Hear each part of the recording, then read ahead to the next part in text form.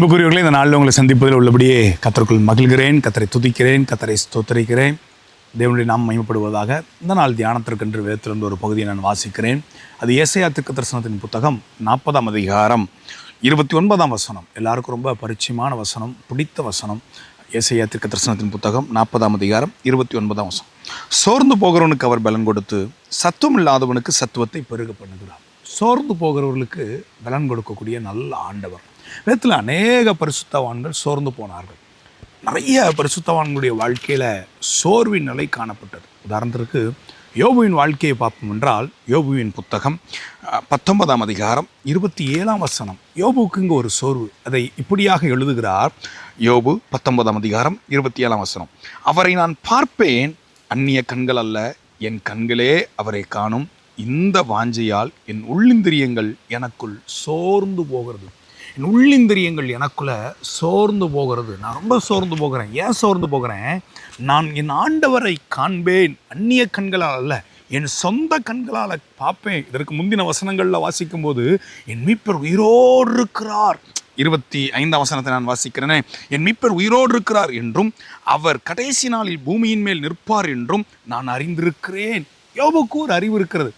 இந்த நிலையில் யோபு இருந்த சூழலை பார்க்கும்போது, இது எந்த நிலையில் இருந்து அவர் இந்த வார்த்தைகளை அவர் சொல்லுகிறார் என்றால், அவருடைய மாம்சமெல்லாம் உருவழிந்து போன நிலை, பிள்ளைகளை இழக்க கொடுத்த நாட்களில் வீடு அழிக்கப்பட்டது, எல்லாம் அவரை நம்பியிருந்த எல்லா மிருக ஜீவன்களும் அழிக்கப்படுகிறது. அந்த நிலையில் அவர் சொல்லுகிறார், நான் என் மீட்பரை பார்ப்பேன், கடைசி நாளில் பூமியின் மேல் நிற்பார், என் மீட்பர் உயிரோடு கூட இருக்கிறார், நான் அவரை பார்ப்பேன். அந்த நினைவுகள் எனக்கு சோர்வை ஏற்படுத்துகிறது என்று சொல்லி.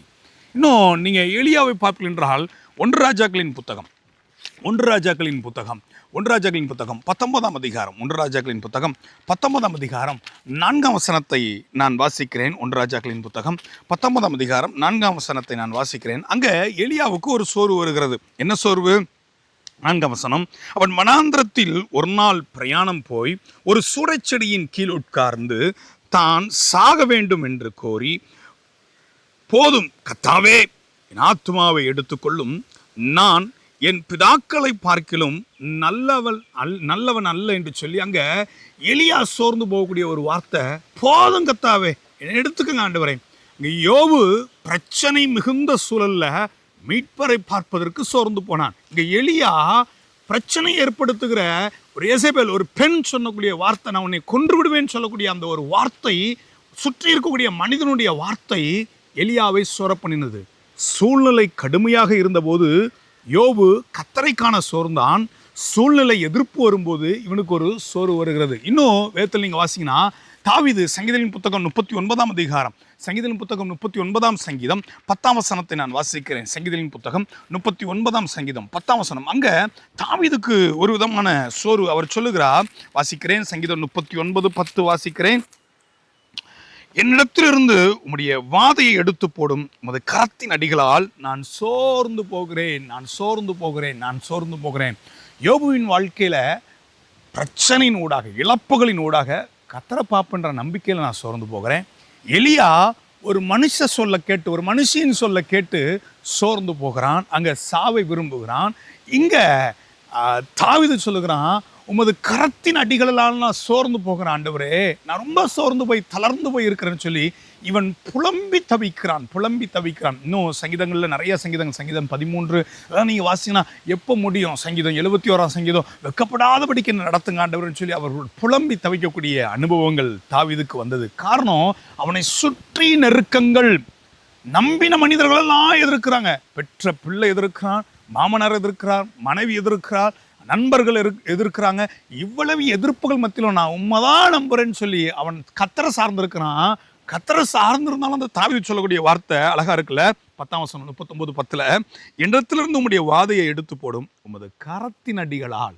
மனுஷனை எதிர்க்கிறது எனக்கு பிரச்சனை இல்லை ஆண்டவரே. எலியாவுக்கு மனுஷன் எதிர்க்கிறா.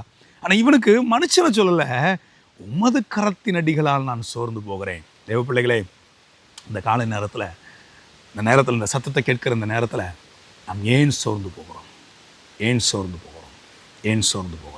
ஒருவேளை யோபுவை போல ஆண்டவரை பார்க்கணுன்ற வாஞ்சையில் சோர்ந்து போகிறோமா? இல்லை எலியாவை போல மனுஷன் சொல்ல கேட்டு பயந்து நடுங்கி சோர்ந்து ஒதுங்கி மூளையில் முடங்கி கிடக்கிறோமா? இல்லை, தாவீதை போல ஆண்டவருடைய கரத்தின் அடிகளினால் இதை புலம்பல் தீர்க்கணும் அழகாக அவர் எழுதுகிறார். எரேமியா தீர்க்கன் புலம்பலை எழுதும்போது அவர் அங்கே எழுதக்கூடிய வார்த்தையும் ரொம்ப அழகாக இருக்கும். புலம்பல் 3ஆம் அதிகாரம் நான் வாசிக்கிறேன். 3ஆம் அதிகாரம் 1ஆம் வசனம். ஆண்டவருடைய சினத்தின் விளாற்றினால் உண்டான சிறுமையை கண்ட புருஷன் நான். தன்னை குறித்து சொல்லுகிறான், ஆண்டவரின் சினத்தின் விளாற்றினால் நான் அடிக்கப்பட்டிருக்கிறேன். நான் அவருடைய கோபத்தை பார்த்த புருஷன், நான் அடிக்கப்பட்ட ஒரு புருஷன் சொல்லி புலம்பல் எரேமியா அவர் புலம்பி தவிக்கிறா. தேவ பிள்ளைகளே, ஒருவேளை இன்றைக்கு எதனால் சோர்ந்து போயிருக்கிறீங்க? உங்களுக்குள்ள மனம் ஏன் சோர்ந்துருக்கு? மனுஷ வார்த்தையை கேட்டால், இல்லை கர்த்தருடைய நெருக்கம். கர்த்தர் சில நேரங்களில் நம்மை நேர்பாதையில் நடத்துறதுக்கு சில நெருக்கமான காலங்களையும் நமக்கு அனுமதிக்கலாம். அதனால் சோர்வா? ஏன் சோர்வு? இல்லை ஆண்டவரை பார்க்கணும். பிரச்சனை சூழல்லாம் யோபுக்கு அதிருப்தி. அந்த சூழலை யாராலையும் ஏற்றுக்கொள்ள முடியாது. ஆனால் அந்த சூழலையும் அவன் தேவனை குற்றப்படுத்தவில்லை, அவன் தேவனை குறை சொல்லவில்லை.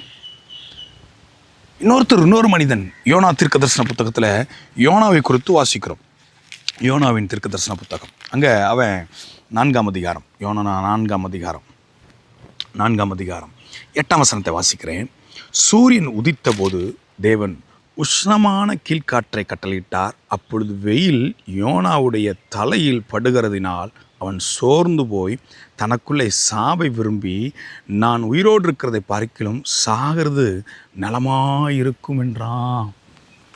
தலையில் வெயில் அடித்ததுன்னு சோர்ந்து போனான், சா விரும்புகிறான். இந்த யோனா சூழலை பார்க்கும்போது ரொம்ப வித்தியாசமான சூழல். தான் விரும்பினது நடக்கலை, அதனால் அவனுக்கு சோர்வு. ஒருவேளை எலியாவை போல மனுஷனுடைய வார்த்தையை கேட்டு நம்ம சோர்ந்து போயிருக்கிறோமா? இல்லை யோனாவை போல நினச்சது நடக்கலை, நினைத்த காரியம் கிட்டி வரலை, நான் விரும்பினது நடக்கலை. யோனா சாதாரண ஒரு நபர் கிடையாது, கர்த்தருடைய தீர்க்கதரிசி. இவரை கொண்டு ஒரு கூட்ட ஜனம் மனம் திரும்புது. பெரிய மனம் திரும்புதலே அங்கே நடக்கு. எப்படின்னா ரொம்ப ஆச்சரியம். முதல் அதிகாரத்தில் நீங்கள் 3ஆம் அதிகாரத்தில் நீங்கள் வாசிப்பீங்கன்னா, ஏன்னா 3ஆம் அதிகாரத்தில் நீங்கள் வாசிப்பீங்கன்னா 5, 6, 7 வசனங்கள்லாம் அழகாக யோனாவின் பிரசங்கத்தை கேட்டு ஜனங்களுடைய மனம் திரும்புதல் ரொம்ப ஆச்சரியமாக இருக்கும். 5ஆம் வசனத்தில் வாசிக்கிறேன். அப்பொழுது நிலுவையில் உள்ள ஜனங்கள் தேவனை விசுவாசித்து உபவாசம் செய்யும்படிக்கு கூறினார்கள். பெரியோர் முதல் சிறியோர் மட்டும் ரெட்டுடுத்தி கொண்டார்கள். இந்த செய்தி நினிவேயின் ராஜாவுக்கு எட்டின போது அவன் தன் சிங்காசனத்தை விட்டு எழுந்து தன் உடுத்திருந்த உடுப்பை கலற்றி போட்டு இரட்டை உடுத்தி கொண்டு சாம்பலில் உட்கார்ந்தான். மேலும் ராஜா தானும் தன் பிரதானிகளும் நிர்ணயம் பண்ணின கட்டளையாக நினிவேயில் எங்கும் மனுஷரும் மிருகங்களும் மாடுகளும் ஆடுகளும் ஒன்றும் ருசி பாராதிருக்கவும் மேயாமலும் தண்ணீர் குடியாமலும் இருக்கவும் மனுஷரும் மிருகங்களும் ரட்டினால் மூடிக்கொண்டு தேவனை நோக்கி உரத்த சத்தமாய் கூப்பிடவும் அவரவர் தம் தம் பொல்லாத வழிகளையும் தம் தம் கைகளில் உள்ள கொடுமைகளையும் விட்டு திரும்ப கடவர்கள். இவன் அதாவது யோனா தீர்க்கதரிசியின் பிரசங்கத்தை கேட்டு அவங்களுடைய மனம் திரும்புதல் எப்படியா? வேதத்தில் எனக்கு தெரிந்து வேற எந்த இடத்துலையும் மிருகங்கள், ஆடு, மாடு எல்லாம் தேவனை நோக்கி முறையிட்டது, கூப்பிட்டது என்று சொல்லியிருக்கு. ராஜா, பிரதானிகள், தேசத்தின் குடிமக்கள், ஏழைகள், எளியவர்கள் எல்லாருமே தேவனை நோக்கி முறையிடுறாங்க. ஒரு பிரசங்கத்தில் நினிவே முழுவதும் தேவனுடைய இரக்கத்தை பெற்றுக்கொள்ளுகிறது. தேவன் சொன்னதை நாம் போய் சொல்லி தேவன் அவர்களுக்கு அவர்களுக்குள்ளே மனம் திரும்புதலை கட்டளையிட்டு மனம் திரும்பி அவர்கள் நல்மனம் பொருந்துகிறார்கள் என்ற சந்தோஷம் தீர்க்கனுக்கு இல்லை. நான் சொன்னது நடக்கலை. 1, 2, எனக்காக ஒரு ஆமணக்கு செடி முளைத்தது, ஆனால் அது பட்டு போயிட்டு என் தலையில் வெயில் உழுது, நான் அல்லவா உஷ்ணத்தை அனுபவிக்கிறேன் அப்படின்னு சொல்லி அவன் சோர்ந்து போய் சாவ விரும்புகிறான். இன்னைக்கு அநேக தேவ பிள்ளைகளுடைய நிலைமை, நான் நினச்சது நடக்கலைன்றதுனால சோர்வு, நான் விரும்பினது நடக்கலைன்றதுனால சோர்வு. கர்த்தர் ஒரு நாள் எதிர்பார்க்கல, அது ஆண்டவர் ஒரு நாள் அதுக்கு ஆண்டவருக்கு விருப்பம் இல்லை. எப்படிப்பட்ட சோர்வு நம்மிடத்தில் இருக்கிறது? யோசித்து பார்ப்போம். தேவ பிள்ளைகளே, மனசும் மாம்சமும் விரும்புகிறதுக்காக நாம் அழைக்கப்பட்டிருக்கிறோம். இம்மைக்காக கத்தரை பின்பற்றுகிறோமானால் மற்றவர்களை காட்டிலும் பரிதபிக்கப்பட்டவர்களாக இருப்போம் என்று சொல்லி வேதத்தில் வாசிக்கிறோம்.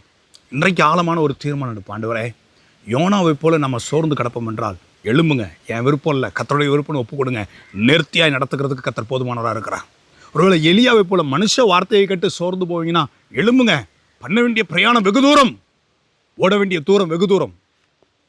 நம்மளை எலியாவை தேட்டுகிறதுக்கு ஒரு தூதனை அனுப்பினது போல இன்றைக்கு இந்த வார்த்தை ஒரு தூதனுடைய வார்த்தையாக புறப்பட்டு வருகிறது. எழும்புங்க, மனுஷ வார்த்தையை கேட்டு சோர்ந்து போக வேண்டாம். ஆதி அன்புக்கு நேராக திரும்புவோம். வேண்டாம், ஆவிக்குரிய வாழ்க்கை வேண்டாம், ஊழியம் வேண்டாம், ஆண்டருடைய காரியம் வேண்டாம் என்று சொல்லி இருக்க வேண்டாம். எழும்புவோம். பண்ண வேண்டிய பிரயாணம் வெகு தூரம். இதற்கப்புறம் எலியாவை கத்தர் எடுத்து பயன்படுத்தின விதம் ரொம்ப ஆச்சரியம், ரொம்ப அதிசயம். கத்தரல்லவா எடுத்து பயன்படுத்துகிறார், கத்தரல்லவா ஜீவனை கொடுக்கிறவர், கத்தரல்லவா ஜீவனை காக்கிறவர். அதை மறந்து திரிகிறோமோ கத்தருடைய ஊழியர்களே? மனுஷ வார்த்தையை கட்டு சோர்ந்திருப்போம் என்றால் தூசியை உதவிட்டு எழும்பி நிற்போம். ஒருவேளை தாவீதை போல கத்தருடைய கரத்தின் அடிகளினால் நான் சோர்ந்து போகிறேன், எரேமியாவை போல கத்தருடைய சினத்தின் விளாற்றினால் வாதிக்கப்பட்ட புருஷன் என்று சொல்லி ஆண்டவரை என்னை நெருக்குகிறார் என்றால் காத்திருங்கள். தாவீதை உயர்த்தி அலங்கரித்தது போல உங்களை அலங்கரிப்பார். ஒருவேளை யோபுவை போல என் மீட்பர் உயிரோடு இருக்கிறார், அவரை நான் இன்றைக்கு காண்பேன் என்று சோர்ந்து போயிருக்கிறீங்களா? ஆண்டவர் யோபுக்கு இடைப்பட்டது போல உங்களுக்கு இடைப்படுகிறதுக்கு கத்தர் போதுமானவராக இருக்கிறார். யோபுக்கு பெருங்காற்றில் உத்தரவு கொடுக்கிறார். ஆனால் எலியாவுக்கு பெருங்காற்று வந்தாலும் ஆண்டவர் மெல்லிய சத்தத்தோடு கூட பேசுகிறார். இந்த பரிசுத்தவான்களுடைய சோர்வில் எல்லாம் யோபு, தாவீது, எரேமியா, எலியா, யோனா இவர்களுடைய சோர்வுகளில் கத்தர் இடைப்பட்டார். சிலருக்கு நல்ல பாடங்களை கற்றுக் கொடுத்தார் சோர்விலே, சிலருக்கு மனம் திரும்புதலில் நடத்தினார், சிலரை கத்தர் ஆற்றி தேற்றினார். தாவீதை போல, எரேமியாவை போல, யோபுவை போல அவர்களை ஆற்றி தேற்றி அவர்களுக்கு மறு உத்தரவு கொடுத்தார். எப்படிப்பட்ட சோர்வில் முடங்கி கிடக்கிறோம்? எழும்புவோம். கத்தருடைய ஊழியர்களாக, கத்தருடைய பிள்ளைகளாக எழும்பி நிற்போம். தேவ சமூகத்தில் நாம் பண்ண வேண்டிய பிரயாணம் வெகு தூரம். அதை நம்ம ஒரு நாளும் மறந்து விடக்கூடாது. ஒரு நாளும் மறந்து விட நான் தயவாக சொல்லுகிறேன், சோர்ந்து போவதற்கு அவர் பலன் கொடுக்கிறார். நாம் சோர்ந்து போக வேண்டாம். கண்களை மூடி ஜெபிப்போமா? தகப்பனே, நம்ம நன்றியோடு கூட துதிக்கிறோம், நாங்கள் ஸ்தோத்திரிக்கிறோம். எப்படிப்பட்ட சோர்வு, ஏன் சோர்வு? கலங்கி கொண்டிருக்கிற தேவ பிள்ளைகளோடு நீர் இடைப்பட்டு கொண்டிருக்கிறீர். இந்த சோர்வின் நாட்களில் தட்டி எழுப்புங்க ஆண்டவரே. தூசியை உதறிவிட்டு எழும்பட்டும். பண்ண வேண்டிய தூரம், பிரயாணம் வெகு தூரம். அதை புரிந்து செயல்பட கர்த்தருடைய ஆவியானவர் இப்பொழுது தட்டி எழுப்புங்க ஆண்டவரே. ஒருவேளை யோனாவை போல நான் நினச்சது நடக்கலை, என் வாழ்க்கையில் நான் நினச்ச எதுவுமே நடக்கலைன்னு சொல்லி சோர்ந்து போயிருக்கிறாங்களா? இன்னைக்கு மனம் திரும்பட்டு ஆண்டவரே. ஒரு ஆமனுக்கு செடிக்காக அவன் பரிதவிச்சான். ஆனால் நீர் உண்டாக்கின ஜனத்துக்காக பரிதவிக்கிற ஆண்டவராக இருக்கிற என்பதை அவனுக்கு உணர்ந்து கொள்ள முடியாத செய்தீர். புரிதல் உண்டாகட்டும், விடுதலையை ஜனங்கள் பெற்றுக்கொள்ளட்டும். மனதார ஆசீர்வதிக்கிறேன். கர்த்தர் மகிமைப்பட இயேசுவின் மூலம் பிதாவே, ஆமென்.